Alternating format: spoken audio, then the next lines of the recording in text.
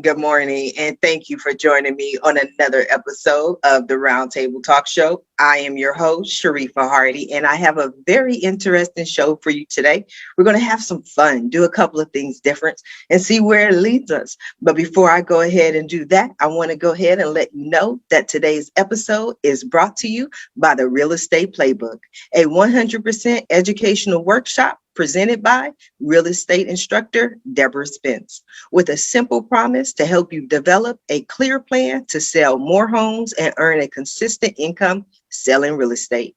It's an in-person and virtual event. The link is in the Facebook post. Go ahead and check it out. And while you're going ahead and checking out that information, I'm going to go ahead and introduce our first guest, Miss Melissa Jakes.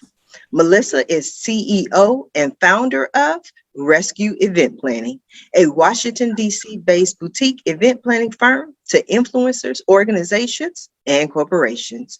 During her career, she has been the right-hand event guru behind some of the most epic weddings, conferences, summits, event productions, baby showers, birthday parties, and other amazing events. Good morning, Melissa. How are you? I'm doing good. Good morning, everyone. Good morning. I'm like, okay, so can we name drop? We can't name drop. What that's taboo. And I got to hear some event that you're like, yeah, that's me. So I work with the Memorial Foundation, and recently we just did an event with one of my sorors, Secretary of HUD, Fudge. So that's one event there. Also, we did one with Jesse Jackson and Roland Martin. So we have a couple of celebs and some really impactful people. Absolutely. Wow. So I didn't already jumped in with the questions before I even allowed you the opportunity to introduce yourself. But I was like, I gotta know. I know. For those people, who don't know, who want more information, tell us who you are, what you do, and what you're passionate about. Yeah. So for those who don't know, I'm Melissa Jakes, CEO and founder of Rescue Event Planning, but I'm also a mommypreneur. And so I am a mom of two. I have an amazing supportive husband. And my passion is I love seeing well-produced events. And I also love to help moms who are thinking about that transition of that 9-to-5 world to, can I start a business and still be able to be present for my kids? And so we definitely love helping those type of entrepreneurs starting out, whether they're just starting out or they're in it and they're like, I think I might need a team. I'm not sure. I need some help and direction. So those are definitely my two passions, events and helping others. Oh, wow. And you do it with such a beautiful smile, though. Thank you. Sometimes when you're helping others, it can be like drudge work. So I love the fact that you still have that smile. You know what I mean? I think that's what we're going to be talking about today. That's the theme. It's just helping people change the world. Now, one of the things that you mentioned is the mompreneur, and that's new. I love that. And I think that's me. I hear the solopreneur, entrepreneur, but it's like the mompreneur. I think that's a whole new level. And out of everything that I've done, everything that I accomplished, it began because my kids were like, Mom, what's for dinner? I'm like, that was the magic, Yes. That was the magic line that took me here. So how is it for you being an entrepreneur and being a mom? Yeah, so it's really, that's what made me start heading in that direction. By trade, I have my bachelor's from Morgan State University, my master's from Howard in social work. And I really was looking for balance because if you're from the DMV area, traffic is atrocious. And so trying to get back home, I was being a great mom. I was providing a shelter. I was providing food, but I wasn't really getting to see my daughter. It was like, what? She took her first step. She's walking, she's talking, she's crawling. You miss all of that, right? And so the balance was I need to be able to be present. I wanted to be PTA president and be able to go on school trips and do all of that, right? So, and that was just when I had my You were serious about that too. I was. By the head movement. would be like, I want to be the PTA president. Yes. I want to be there. And I want, my parents, they're both Jamaican. And so they immigrated to the United States and they worked their butt off to provide my brother and I the best education that we could, that we didn't have to want for anything. And so my mom worked long hours as a CNA. And though, she feels guilty of not being there for the plays and the school trips and stuff like that, I knew that she worked hard for it. So, but I knew that I also wanted my daughter to look back to see, yeah, my mom was there. We went on that. Remember that trip? Or, I'll be the mom who will have all the kids sleep over at the house and do the slumber parties. And so that really drive me to how can I still fulfill myself in passion? I got the student debt in social work. What you about to do? But I really love doing events. And my husband pushed me to say, why don't you just start the business? So I started while still doing my 9 to 5 and it just took off. And I said, I'm going to give myself a year. Will it work? Will it not? Then, we'll take it from there. And it flew. The second year, we're doing 16 events, 30 to 40 events. Before COVID, we're averaging 30 to 40. And then, of course, COVID came in and stitched up. Then we had to do virtual events and mastering that. And now it is taking off because virtual events, you can do like 2-3 in a day. So, if not more. and not more, right? So it definitely has taken off. And then during COVID, I actually gave birth to my son. Wow. And so, Wow. Thank you. He's That must 9 have months. been scary though. Wow. It was definitely a different situation. But it was definitely being able to have the business as the difference of my daughter of like, oh my goodness, I'm about to leave my 9 to 5. I'm about to do that jump and do this, to the security and the confidence I have now with my son, being 6 years into the business has definitely grown. And that's why I encourage other moms, you just got to start. You might start the 9 to 5 and do it. It's going to be a little rough, but you just have to start because now I didn't miss anything with my son. I was able to see everything. He waved the other day and I said, oh, I can remember this now. His first wave to someone else. But that's what started it for me. I wanted to be at home with my kids to see their first steps and hear their first words. So I can definitely relate. Melissa, I am going to come back to you. I want to go ahead and introduce our next guest, the incredible Miss Libby Hikind.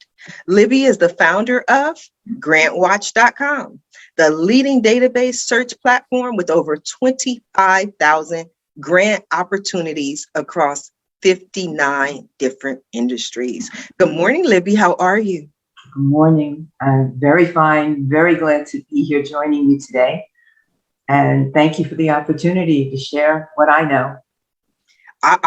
From somebody who has over 25,000 grants or even knows about grants, I thank you for the opportunity to share what you know. I think you're that person in the middle of the world falling apart. And I think we can all safely say that you're like, I got to find some help, and you're able to help people. Tell us about yourself. What are you passionate about, Libby? Well, I just want to relate to Melissa for a minute. I'm a mom and I'm a grandmother. And a wife, and soon to be a great grandmother. So, yeah, I can't wait. And this business has grown from an idea to what it is today. I was teaching for the New York City Board of Education, now called the Department of Education. And I wanted to take my special ed class into the computer room, teaching. There were exams that they had to take, even though they were special education. They were expected to perform at that point at the same level as their counterparts. And as a teacher, I was going to be judged as to how they would perform. And I read about word processing. And this goes back. I don't even want to date myself.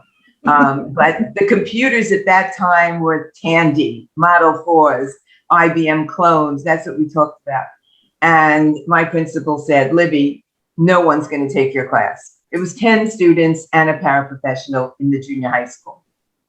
And he said, if you learn enough to go into the computer room, you can take your class in there.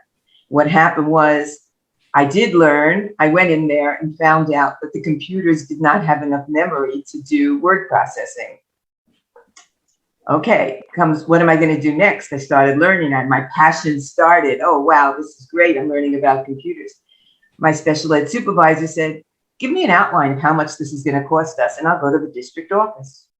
And he went and they said, and I really was disappointed because so much money was being thrown into special ed at that time. And they said, well, we're sorry, we don't have the money. But if Libby wants, there is a grant out from Tandy to prove that the Model 100, which is about the size of an iPad today, maybe a little bigger, and a screen about, maybe 5 inches straight across the top. If you could prove that the Tandy Model 100 can be used in an educational setting, you could win the grant. And I didn't know anything about writing grants. I had done some writing for newspapers, sideline while I was teaching. And they said, come every day after school and we'll teach you. And I went and I learned and we won. And there were only 4 given out in the United States. Wow. Congratulations. Okay. Outfitted a classroom with a dot matrix printer, Model 100s. This is how far it goes back in a big Tandy machine. I remember all of that though. Like this is like going down memory lane for me. This is so fun. Okay. So then at that point, my school started to look at me a little differently. And I got invited to become a magnet school teacher for careers in computers and take my special ed students mainstreamed into a regular class. And I was in the junior high doing this. And then a Commodore 64 matching grant came out. I got a little note in my mailbox, please apply. And I did it. And we won $9,000 worth of computers. And the school board paid the other $9,000. And I outfitted a classroom with Commodore 64s. I was teaching Bank Street Writer, spreadsheets, entrepreneurship, the whole thing. And then fast forward, I ended up moving to Staten Island from Brooklyn, New York to Staten Island. And there, just like you, Sharif, I ran for city council. You go, yes. I did. You know what? My primary was 9/11. That was the day of the primary. And everybody and people had voted already. They stopped the voting. Everybody went back. And I went back to my school to help out because all the parents were coming and you could see the smoke in Staten Island, everything else. I was actually campaigning that morning in a little piece of Brooklyn, got over the Verrazano Bridge before it closed, and there I was. And I don't want you to lose that thought, Libby. I don't want you to lose that thought. Okay, but I just want to know, have you written your book yet? Because I want to buy it. This is like, if it's out, I want it. I created an outline, but the outline was all about applying for grants. And I didn't do anything personal in there. So I don't know, maybe I should do the personal part as well. Interesting. You're taking me I'm like, I wish I had popcorn. History, right? Yeah. Yeah. And absolutely. So now I didn't, of course we stopped running for office. And since you want some history, my campaign was like, what do we do now? They were hyped. The adrenaline was rushing, right? And so they went and called all the restaurants in Staten Island and loaded up 6 vans filled with supplies, medical supplies, and food.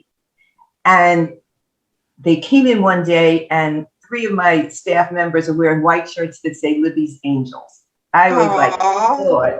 That is so cool. It was like unbelievable. And then we went over on the Staten Island ferry. Nobody else was on the ferry except for my staff and the National Guard. Oh, wow. And then the driver of the ferry said, come upstairs. We want to let you drive it. And I'm like, what? And I didn't park it. I just held the wheel. Okay, so we get over there and they put us, if you look at the pictures, it's on one of my social media pages. There's a Bucket Brigade and they're pulling down everything. And it's like a mine. When the mine signal goes and everybody has to run, that's what happened about 3 times there. So we were down there, then we ended up in Fresh Kills. We ended up at staging areas, feeding the workers. And so you have all these experiences happening. And then we ran 2 weeks later. And of course, it was a really difficult time. The incumbent won because people wanted security and everything else. But here I am. So I have all this background and now I have all this time on my hands and I go to work for college because I can't go back to teaching until the next school year. And I'm teaching. When I do go back, while I was free, I wrote the grant for Child Health Plus which brought to Staten Island, the last time I called, it was over 50,000 children got health insurance because of it. Wow. I worked for Metropolitan College Hospital during that interlude. I was writing grants. So I had my own grant writing business, and I was back in school teaching, and everything was happening for me. And then I retired. I retired from the New York City Department of Education. And while I was working, and when I had my own business, I had a fax newsletter called NYC Grants Watch, because my clients wanted to know what grants are available. So we would fax it out, because the computer, it wasn't the time to do global, to create websites at that point, but a global fax was working. When I retired, I already knew that what I could do because I had taught computers. So while I couldn't code in PHP and do MySQL, I had the background of what could be, and I knew what I wanted to do for my clients. I'm the same way. You know, I built my first website in 1994. So I've been doing this for a long time. I wish I would have purchased a whole bunch of one-word domains in 1994. But aside from that, you know, so I can completely relate. I wanted to ask Melissa a question. When you hear Libby speak about her journey, does that remind you of certain aspects along the way where you're like, yeah, that was a major step in getting to where I am now?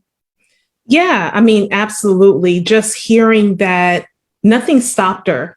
And I think that's important for those to understand that, you know, 9/11 happened and that pivot changed for you guys to help the community. And even though you didn't win, it still was an impactful story that I'm sure the community still looks, because clearly, you know, from that instance, now look where you are, where you're able to help thousands of people how to apply for grants, how to become a grant writer. Like, that is major. One, a lot of grant writers get paid some big funds to write grants. And two, winning grants can really change someone's life and perspective. And so that, you know, one, that's a motivator for me, Libby, because, you know, seeing what you have done and look where you are now, years later, it's definitely possible. And I can't wait to see where in 30, 40 years, where my business could be. Well, I was public speaking because of running for office. I was doing press conferences. Yeah. So this is wonderful, especially because we can Zoom and I don't have to get in a car and go someplace. But the public speaking is something that just became part of me because of it. So everything you do in life is going to build on the next thing. Yeah. And when we opened GrantWatch, we started as NYC Grants Watch. Then we went to New York State. Then we started the Tri-State. We kept moving across the United States, adding more and more. And then we went international, Canada, Israel. And so that's where we are. And we just keep growing and adding to what we're doing. And I'm in development every day. I don't stop. I just constantly trying to do something else and add value for the customer. Yes, I mean, I completely can relate. Now, one of the questions I wanted to ask you, Melissa, which was interesting about what Libby was saying, is the Libbys Angels. I really, really love that. So as an event planner, how do you come up with those moments? Because you see them in photos, like that's a moment. That Libbys Angels, the picture, that's a moment. How do you come up with those, consistently come up with those moments? Yeah, it's sometimes it hits me in the shower. It hits me driving. So even last night, I dreamt something and I woke up and called my brother. I said, I got something for you. It is. I do that though. Yeah. With my marketing ideas at 3 a.m. I don't know why. Right. My brain doesn't stop. I have to get up sometimes in the middle of the night and just go to the computer and start whatever it is. Right. And then my husband's passing my office and he's like, what are you doing up? You know, like tomorrow's going to be difficult, but it just happens. I have to get it down before I forget. Absolutely. Absolutely. So it comes to me, and just brainstorming and thinking through and just like really hearing the person's story. And as they're talking more, then it's like, oh, I know what direction we should be going in for an event for them. No, I had a question. What you're going to find? Oh, I'm sorry. Go ahead. No, Libby, go ahead. Okay, Melissa, what you're going to find is the point where I'm at now. There's going to be a point where your creativity is it just keeps oozing out of you, right? and you just get tired of being the only creative person in the business, okay? And then you start with the human resources and you start interviewing and finding those people. And I'm very privileged to have that now. Those people that say, Libby, I think we should do this. Yes. I have an idea. I'm going to make the promo look like this and that. And you can see that we advertised out today. And that was somebody that we hired. And the whole staff was in on it. I'll move this way, that way. And I just took a step back finally and said, go ahead. I'm getting off. You guys have it. Yeah. And that's really that's the next step for your business. When you can step back, and I'm trying to really put that into play, and make your staff self-manage themselves. Do that. I don't know if that's a word, self-manage themselves. Yes. Self-management and there are so many products out there that we've tried, management products. And I think the best thing is Google. A Google Doc where everybody has access and everybody checks off what they do. And so you don't end up putting, a square peg in a round hole. You just create it for yourself.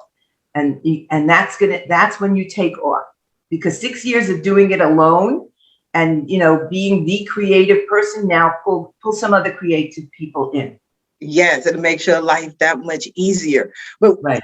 With event planning, I love the aspect of rescue events. To me, that seems to imply something somewhere went wrong. Somebody needed help. Somebody dropped some kind of ball. And Melissa's like, don't worry, I got you. Is that the idea? So let me tell you the truth on this. And I tell everyone the truth. Yes. Rescue was an acronym. I love acronyms. So rescue meant reassuring excellent services with critically unique eyes. This is before I knew about branding. Girl, that title's too long. What are you doing? Right? And the domain would be unbelievable. Right. I started LLC. I did my EIN. I was like, yes, I love my acronym. And so as I started getting new clients, they're like, you actually did rescue me. And I'm like, yes. Okay. And then everyone took it on like, you rescued me. And that's where my clients said, you know what? Especially when scandal was really big. You're like Olivia Pope. You came and solved it for me, and it's handled. So I said, okay, I refiled. I just took the acronym out and just did rescue event planning and did the trademark off of that way. And that's truly how the name, your clientele tells you exactly. But you know what I also think is a wonderful, didn't mean to cut you off, but I tend to, that's who I am.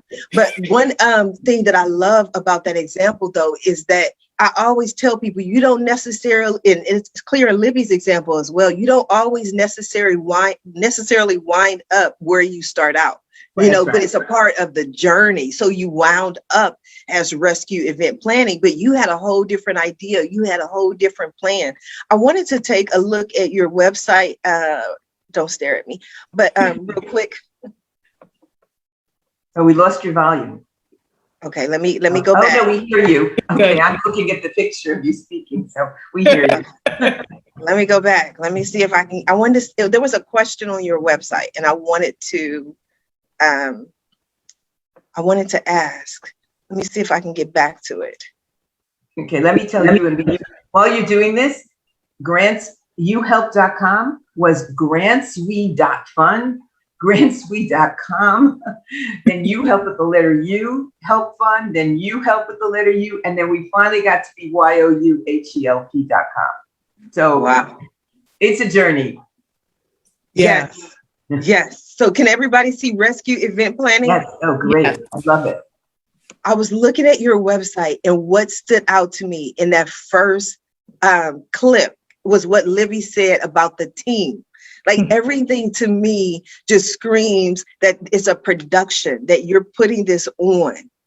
Yes, absolutely. And like Libby said, I am getting to that point. I literally just had a phone call with my admin one today where I said, you know what, I think it's time to add more folks. And we're gonna do it. I know COVID is still in, but a lot of people are inquiring about in-person events. And I think we're ready to start looking for some hourly people to be able to handle what's about to happen, because everyone is going to want to do some type of conference, in-person events. They're tired of being cooped up. as people are getting their vaccines and stuff. And so, yeah, it is like for this event here, this is by the MLK Memorial down in DC, and they do, they're the beginning of CBC week. And so they have. Who's that? That's John Lewis. Yes. That is John Lewis. Yes, he did. He did. Oh. So and that's like having opportunities like this is amazing. Like we were in the room with Jesse Jackson, with giants. People were on Congress, and they're just cool and collective. But be able to support. They look very happy. Everybody was very happy and relaxed. So you did a great job. Thank you. Your staff, look how happy your staff is. Yeah, yes. We pulled it off. It was definitely amazing. It looks amazing. Rescue events, rescue. Yes, I love it. But I had to, as someone in the chat had a question for Libby. Siobhan, please forgive me if I'm saying it wrong. Siobhan Jones would like to know, is it difficult to apply for grants? It depends on which application you're applying for, what grant you're applying for. A grant could be very small. It could be 1 page online with just a few short questions, or it could be 100 pages. It really depends on the funding source and who they're funding and what they're planning to fund. The smaller the grant, the less difficult it will be. That's usually a rule of thumb. Okay. Yeah. Probably Siobhan Jakes. That's probably my mother-in-law. Hey. Oh, you know what? I said Jones. I apologize. Mama, I'm sorry. Forgive me. I'm sorry. I'm 45. I keep telling myself I don't need my glasses. I'm lying, Mama. I'm sorry. Siobhan Jakes. I'm sorry, but she did. How do you see who it is? That's so cute. Yeah. No, but look, she is definitely passionate about helping others. And she just needs help getting off the ground. So I definitely think having her connecting with you guys is definitely what helped her kind of get. We have GrantWriterTeam.com, and that's where you put up a request for a grant writer. So if you're on grant, go ahead. Sorry, I didn't mean to interrupt. Again, that's who I am. Can we show the grant website? Yeah. Sure, go ahead. Okay, you said what was the website that we're going to? So start on GrantWatch, and I'll show you what I'm talking about. Okay, GrantWatch.com. We having some fun today. Okay, where am I? Back on the. There you are. Okay, so right here, let's see. Go down a little bit further for a minute, and let's pick a grant. Keep going a little bit more. Right there. Pick one of the titles. I gotta find me something that I can do. I'm gonna look real quick, but would you like to go into the BIPOC? California. Category? I found California. I'm sorry. Okay. All right. Grants to California public and private entities to develop and maintain.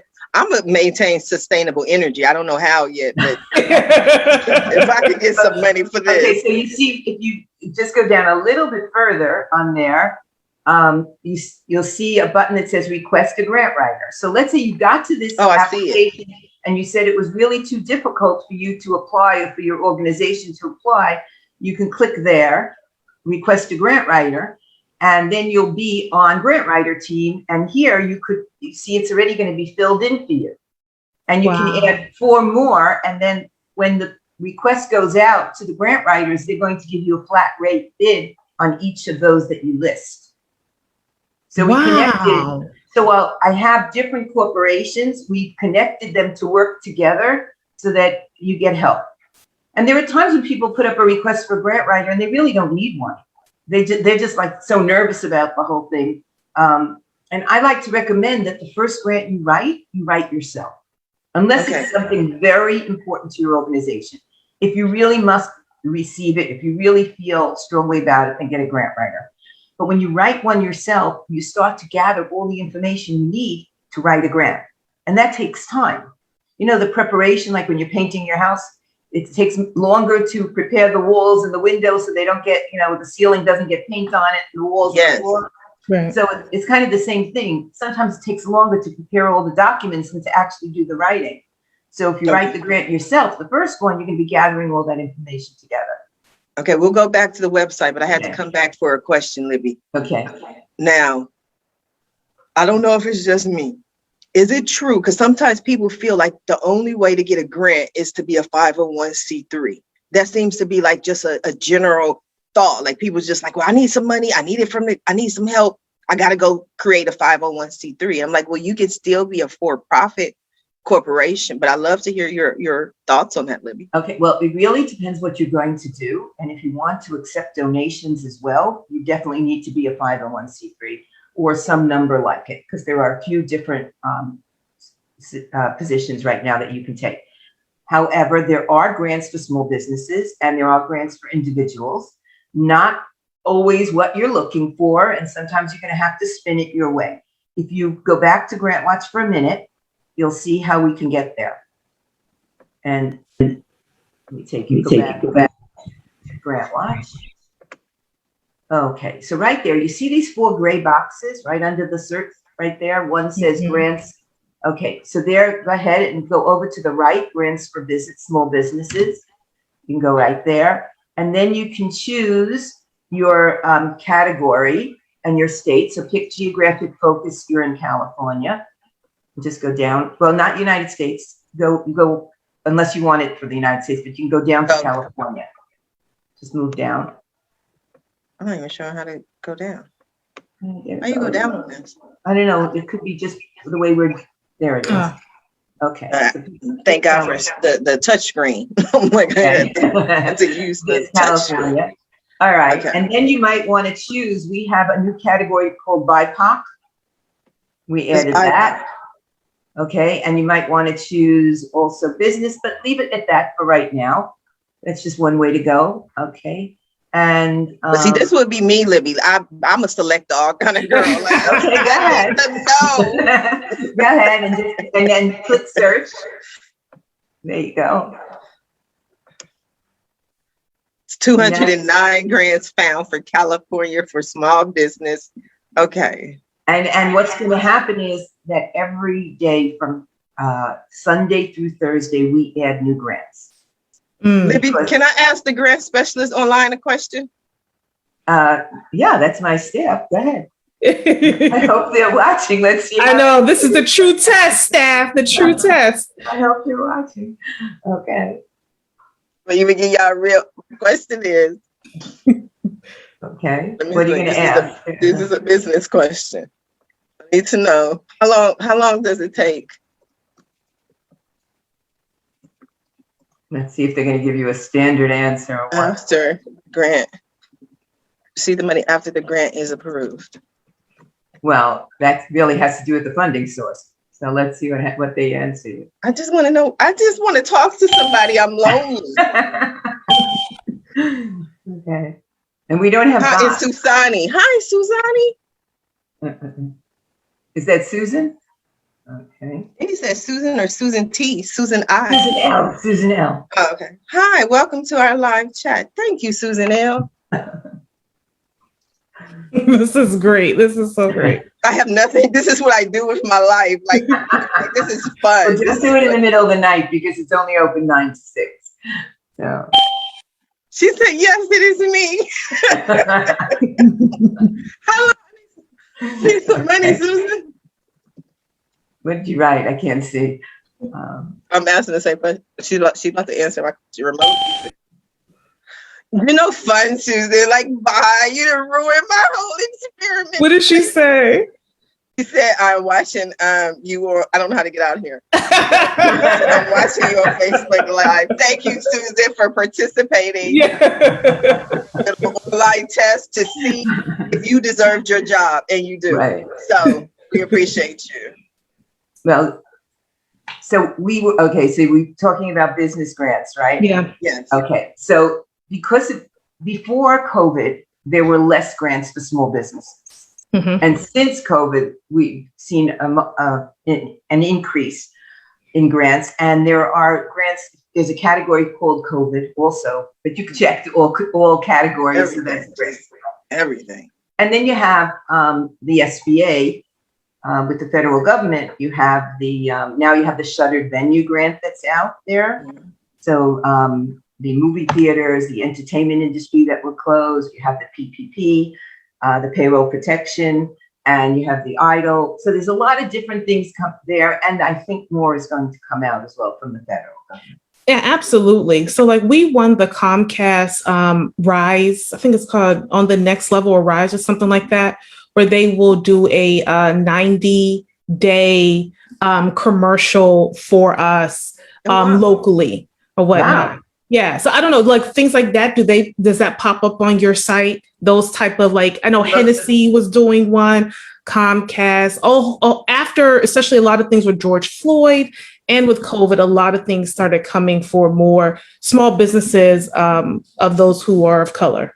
Right. So that's why, as a result of COVID, we added the COVID category. We added social justice. We added BIPOC. We became much more aware of the needs because there was much more out there in the news to create awareness. And so we then went searching for the grants. Mm-hmm. So it's there. And those grants that you're talking about, like the Comcast grant, that's an in-kind grant from Comcast, where instead of giving you money, they're giving you product. Yeah. And we have those too. So, and then you have also a business that may not find a grant that they're eligible for, can go to our other website, youhelp.com. Do we have that one? Yes, I think so. It's the one all the way at the top right corner, the tab on the website. So just move up. There it is. That's You Help. So there you can start a fundraiser. And if you click fundraisers on the navigation bar, you could see a whole bunch of fundraisers where people are raising money through our system. And the beauty of You Help is they got $49,000. Yeah. that organization. Sorry, look, now I'm about to put my glasses on for real. They got $49,000. And they got it from people. So that, you know what, You Help is different because when you apply for a grant, you're applying to a funding source, and that board has to decide if they're going to fund you or not. Here, you're applying to the universe. People are just deciding whether they want to provide funding. So these are the most recent ones that are out there, and the group works. This YTI, they work with the at-risk youth, and they're doing music with these kids, and they're actually taping them and producing songs. So it's really nice. And their whole team, all the kids are out there trying to raise money and giving out the link. And they did something really different. Because they needed something, we created it. They wanted to have recurring donations.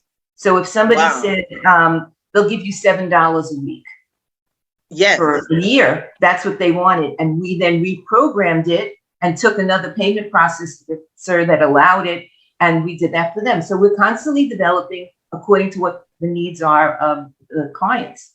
And why are the numbers, the donation amounts so odd? Is that because of like the fees that are taken out? It just seems kind of interesting to me. They did. I think they did. It could be $1 a day for a year. Okay. It could, they had options. They could do one. Why are there $364? $336. Yeah. We don't take any money. You Help was created to really help people. So what we did was we set up, if you click the donate, if you move down a little bit and you just go down further and click donate now, the big one right there in the center. So right here, this is just anybody could enter anything they wanted, but you see here, thank you for including a tip. Now click that and put other amounts, and you could put 0. And the donation is still going to go through. You have to put a 0, but it'll, you see, we ask you again, but that's about it. But it'll go through. So we don't take anything from the money that they raise. We ask for a tip. It's not mandatory. That we have the recurring button checked. It can be unchecked. So it's just a one-time payment. And the $7 was the suggestion that this particular campaign wanted. So we did it for them as well. And so but there are payment processor fees that we have no control over. Right. So that's 2.2% and 30 cents per transaction. That's it. So there's no fee to use You Help. But if you say, listen, I really need help. This is something brand new for me. I'm not sure how to do this. we have a coach. We have crowdfunding coaches. So you can pay a subscription and you can meet with the crowdfunding coach twice a week for 30 minutes.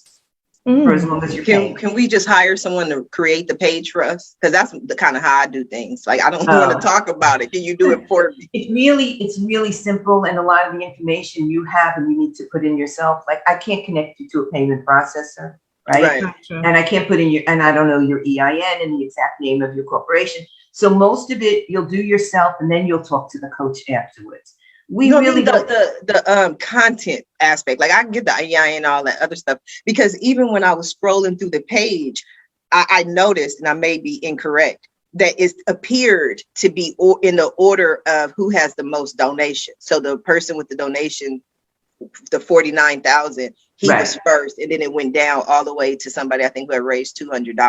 So the more they raise, the higher they appear. We move them up, right? I think that's a good benefit. We also show the campaigns in our social media, and we send out a newsletter every week that shows all the articles we have in the grant news part of GrantWatch.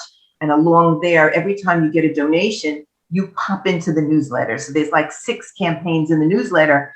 And if somebody just gets $5 and that's all they raise, until the next person gets a donation, they might be on the top. So we're constantly displaying you. And you know what else we do? People call up and they don't have money for GrantWatch, especially during COVID, right? So they say even $18 a week as a subscription might be too much for them. They just want to look around. So we say, okay, you're asking something from me. I'm asking something from you. Go to YouHelp. Give a campaign $5, minimum $5. And when you're done, you're going to get a coupon that says free 24-hour pass. You click it, you're on GrantWatch. You have full access for 24 hours. Every time I'm just loving this more and more. When we at 9:00 a.m. Pacific time, you're going to see Sharifa Hardy everywhere, because I'm going to be all over there, and I'm going to set a YouHelp page. But my question in regards to the order was, I would go, okay, what did this person say or do to collect that much money? Like, I would want somebody who can professionally write the content for me, so that, because it has to be a certain theme or certain spin. I think you called it earlier, to grant writing or just fundraising. You know what it is? It's your backstory. Yes. What are you about? And you can do your own little video on your Android or iPhone, and you can put it up. Once you start talking to the coach, he or she, they can go over it with you. But you need to start, because your passion has to come out. The same thing with grant writing. If your passion is not jumping off the page, then you're not going to get funded. I mean, just think about Melissa. If you go on a job, if you're not passionate, if you're kind of like, oh, yeah, I could do that. I could do that wedding. Yeah, absolutely. You're not getting the job, but yeah, let's do it. I could just visualize you in that white dress. I can see him coming down halfway, and then, with his parents and stopping. And then, I can see the whole thing really from start to finish.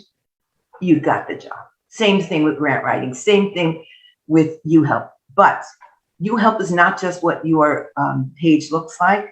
It is whether you are sharing it out to your immediate crowd. Start with your family and friends. And I hate it when people say to me, but I don't have any friends. I get that. And I'm like, well, at that point, if you can't, then what about the contacts in your phone? What about your email list? Go through it. If you're just this total loner, YouHelp is not going to work for you. It's going to work for me. That's why I said 5 minutes after the show, you're going to see a Sharifa Hardy YouHelp. But my question was, do you allow political campaigns? I don't think so. See, that's what I'm saying. We don't. I have to figure that out. Yeah. Okay. We really need to look at it, because what's going to happen? We're gonna alienate half the people. Yes. Yes. And we really want to be there for everyone. So it's made for nonprofits and small businesses. There are a few campaigns there that have to do with medical bills, but we've checked them out. We know it's real. And so we don't always because it's too much time on the staff. But sometimes we hear we feel like crying. We're on board with it. We want to help. So you'll see, I think there's about 3 of them up front, and they've been raising nice money, but we're somewhat connected to it. Okay. Absolutely. Right. Okay. Well, we might have to have Libby sit down with the California Secretary of State, you know what I mean, and let me raise some money for my run for Senate.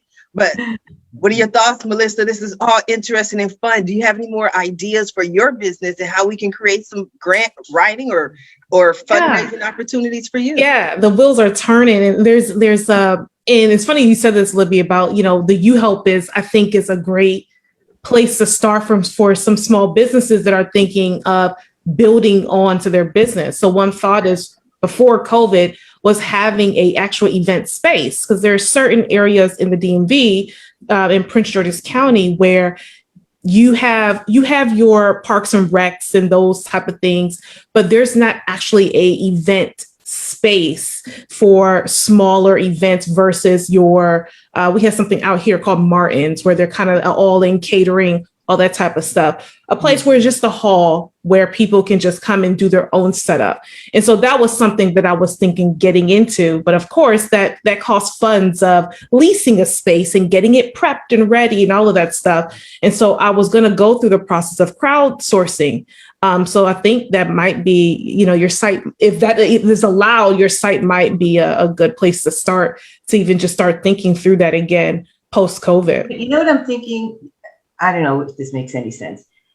Tourism needs to come back, right? Yes. Mm-hmm. Okay. And what if the people that you run events for were willing to allow 2 tables of guests that are on a tour bus to participate? So you have extras at the wedding or something like that. Right. And so it's kind of like an exchange, and then you can go to the government for tourism and see how you're adding to the tourist factor. And so you need the park. You need that space in the park reserved for you. Yeah. Because now people are going to be able to come. Some kind of experience. Pull in somebody else, some other need that the community has, and tie it to your event planning, so that you can get that space maybe for free. I like free. Free is my favorite. Free, and free. Just like that commercial. And free, and free, and free, and free. And what about where you have parking lots that are where the stores are closed on a certain day? Yeah. The mall is closed, and you get the rights to use that during that day, on that day. And so you book events. So that's interesting the way you said it, because one of the things that I love to do, and I haven't done since COVID, is I love stand-up comedy. I grew up with stand-up comedy, the Richard Pryors, the Eddie Murphys, the Martin Lawrence. So I would put on stand-up comedy shows, and I would always contact the venue and ask them what was their slowest night. So I always felt that there was a venue who had they're already open, they already have a bar, but they don't have any people. So it was always to what works for, what is the need of the community. And one thing that is definitely happened now is you have so many venues that are empty. They're hungry for their business because they've been sitting empty for 1.5 years almost now. Yeah. You have to make sure your contract's really tight, because if all of a sudden they get a renter for that space, and you have something booked months in advance, that could be a problem. But there are so many empty storefronts. Big storefronts. That's true. So we can write some grants and get you some storefronts. Yes. I like that idea. I do. And sometimes it's not just a grant. Sometimes it's just going in and networking and saying, listen, like you said, the bar is empty on that night, right? You're paying rent anyway. You have the electricity. Even if the lights are closed, the refrigeration is going. So by adding me into that night, I book it, and now you have a much less expensive space. Yes. Okay, so Libby, do you do any negotiations anymore? Like, all I want to do is be, look, talk to Libby. Libby Libby can figure. Libby is gonna be my new person I send on them. Like, do you negotiate anymore, Libby? Can you negotiate for me? Where you go? Who do you want to negotiate with? You know what? I want a venue I just became the president of the Black Chamber of Commerce. Tonight is the very first mixer. I'm so excited. I have about 30 people who have RSVP for this mixer, and it's via Zoom. But they keep pushing. Now everybody wants in person. So I have to find me a venue for May to have an in-person mixer somewhere in the city of Long Beach. And I'm like, I'll get to that. But maybe, Libby has some ideas on how I can negotiate this. Is the Queen, we were on a ship in Long Beach. The Queen Mary. The Queen Still Mary. there? Yes, it still there? is. Well, Call the maybe. Queen. I like the way Libby thinks. What Yeah. about, and what about all the yachts that are docked there? I never thought about that. I mean, See, I that's why I I said wanted it. to go on there when I was there. They were beautiful, you know. Yeah, and, that's a good idea. maybe somebody's going to be stationary and they just like to have some extra cash because they have to be, you know, moored anyway. So Yeah. we do. And also look on Peer Space. Peer Space is a place where kind of almost what you were thinking about, Libby, where they might be a yoga studio on Sunday and Saturday or something like that. But during the week or so, they don't have that much traction. And that could be a good place to look to see what's out there. You just pay for the cleaning. Exactly. The cleaning It's almost like before, the cleaning Airbnb after, for right. event. Yeah. That's a business. Yeah. That's a business. And that would be, I don't know, is there an app for that yet? Yeah. Peer Space. Okay. Okay. You don't want to compete with them. Okay, go ahead. So use that. But Yeah. yeah, when you don't need me to negotiate, you know, you need to think that I'm on your shoulder when you Yes. go in. That's it. Yes. You need to just like, no, the word no doesn't exist. Oh, so I Okay. could be a Libby angel, one of Libby's angels. Look, there you go. Hashtag Libby Angel. I like that. I'm gonna need a t-shirt for that too. But oh my God, this has been so interesting, Libby. But I think as a small business owner, what people think about is the funds, the staff. So Right. maybe I don't need the funds for the venue, but if I want to staff up, if I want to grow my company, I want Ask Sharifa to grow the Roundtable Talk Show. I want to go in and look for grants for my small business. And you can on GrantWatch for sure. And what you should think about when you're looking for a grant, let's say you need staff, right? But you're going to run a certain program. Maybe you're going to train women to start, you know, motherhood is the necessity of invention, which we see with Melissa, right? Yes. And that should be your tagline if you're talking about mompreneurship, right? Yeah. Whatever you're going to do, take that person. You're not going to use a whole person to run a program. You're going to use a part of a person, right? You're not going to use a whole building to run your one event. You're going to use a part of that building. So when you think in terms of a grant, think in terms of what would the whole cost me and what's the piece that I need for this proposal? And then go and apply for another proposal and what's the piece of that whole that I need for this proposal? And that's how you get everything.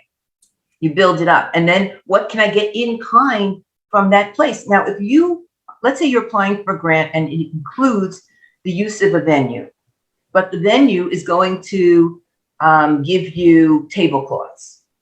Right. Those tablecloths are an in-kind contribution. So if you're mapping out a proposal and you're trying to show your budget, put the cost of those tablecloths as in-kind. Okay, if they're giving you housekeeping in-kind. So you show that the community is really involved in what you're doing. And that also brings the funding source to like you better, because you're just not like sitting there in a room all by yourself deciding that you're going to do this. The community is all involved. So that's another hint that you can do. I like this. Has been an excellent show. Excellent. Yeah. I learned a lot. Like I said, at 9:01, I'm going to be on grantwatch.com. No, you know what? Not 9:01, 9:04, because I need to think for a minute of what I want to ask for. Because I'm on there like, I need this. I want this. This is like, I want to tell you my most important tip. Okay. Eligibility. When you look at a grant, if you're not eligible for that particular grant, the funding source has listed the eligibility very clearly. If you don't meet all the criteria, you have two options. One, walk away. Don't apply. It's not for you. There'll be another grant. Don't worry about it. Two, find someone else that provides the part that you're missing and get them involved in the application. If you can do 75% of what the funding source wants, then you become the lead organization. If they can, then they're the lead. Okay, so look at it that way. If you need to be a nonprofit, but you're a small business, then pull in a nonprofit and you become the subcontractor within the proposal.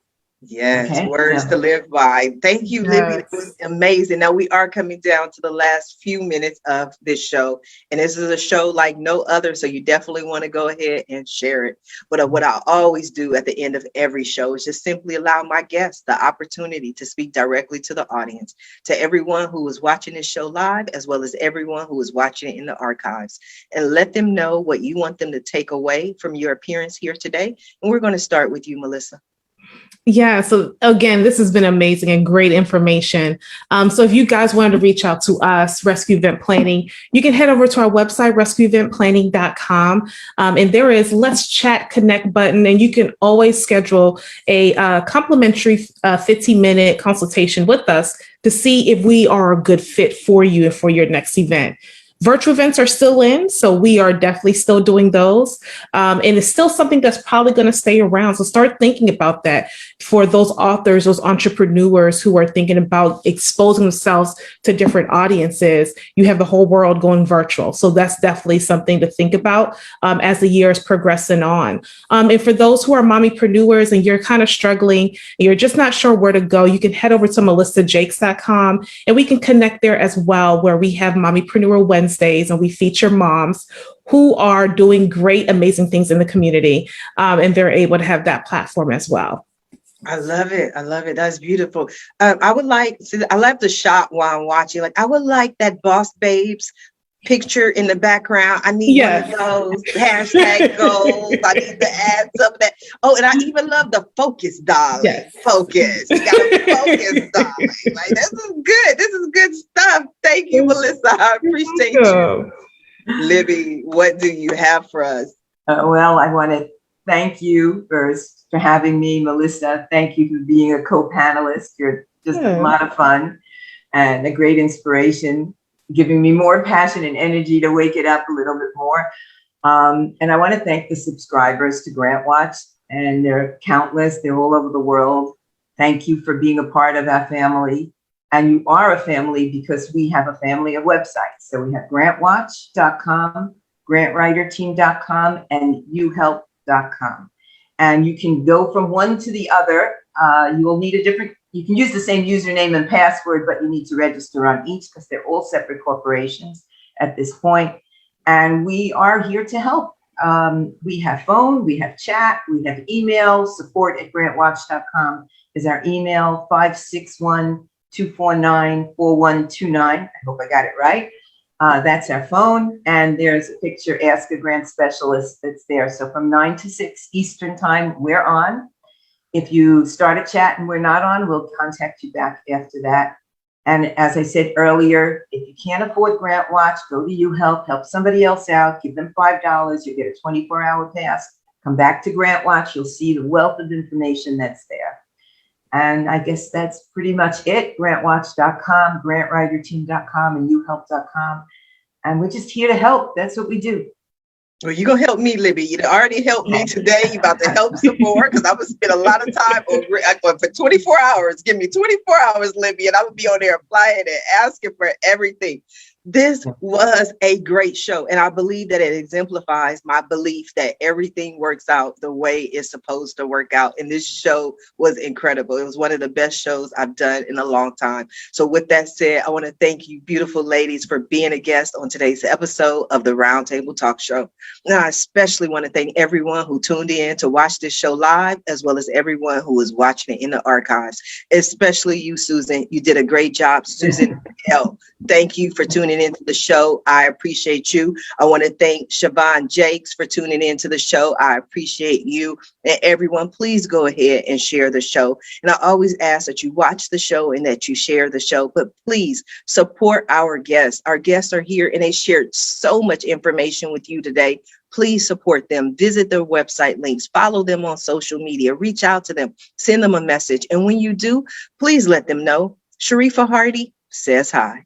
Now, if you're interested in more ways that I can help your business, or maybe you want to be a guest on the Roundtable Talk Show, please visit my website at asksharifa.com. Until tomorrow morning at 8 a.m. Pacific, everyone have a safe and a blessed day. Bye now.